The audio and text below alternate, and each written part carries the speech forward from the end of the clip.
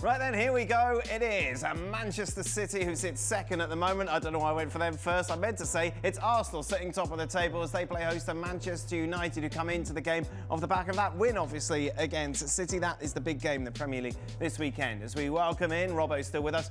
Julien joins us as well. Jules, I imagine the vibe going into this from a United perspective is a lot more optimistic than it was a week ago. Yeah, absolutely. A lot of positivity, obviously, after the win in the derby last weekend, the whole week as well, to prepare for this game at the Emirates. Arsenal, remember when Michael Carrick, back in 2021, first had his interim period as a United coach. He also went to the Emirates and beat Michael Arteta, by the way, on that day. So let's see if he can do it again on Sunday. But it's obviously a luxury. Usually clubs like Manchester United don't have a whole week to prepare for league games because they're usually in Europe. That's not the case. We've mentioned that many times on the show. It's a big advantage for them. I don't expect the game plan and the tactics to change much from what we saw against City.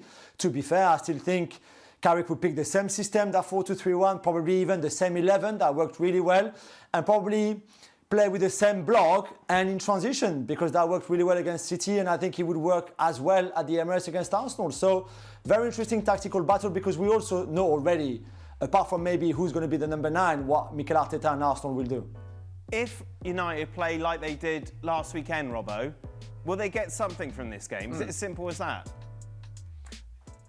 I think last week they played very well, and Jules just said it, but they played with intensity, they played with an understanding of what they were trying to do. They sometimes pressed the ball, they sometimes dropped off, but they were also helped by a Man City side that the back four weren't particularly comfortable on the ball, so they didn't cause United any problems when they had the ball at the back and were coming out, and when Manchester United did go and press them, they won the ball back quite simply. And they played very well on the counter-attack, as you can see with this goal. They've got 4 players that are racing forward. So it was a more athletic side, it was a more disciplined side. Players played to their best level, and it was a very good performance. But can they do that against a very good Arsenal side? I think it's going to be more difficult for them.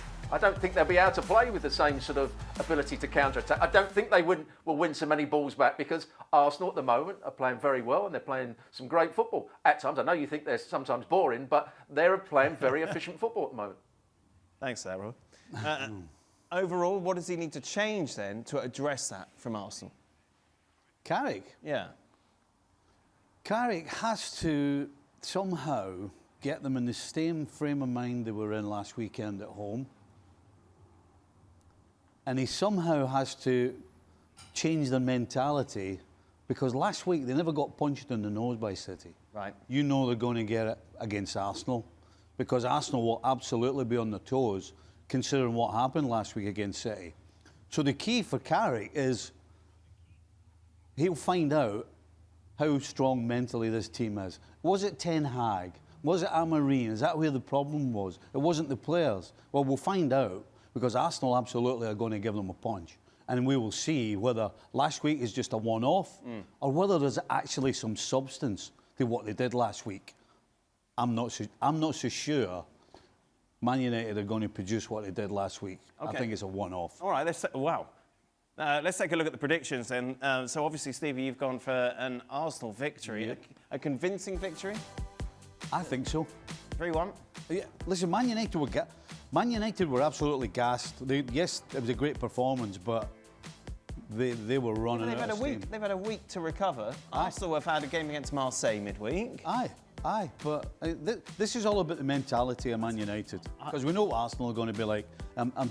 That is the key. Let's see what happens when if Arsenal go ahead.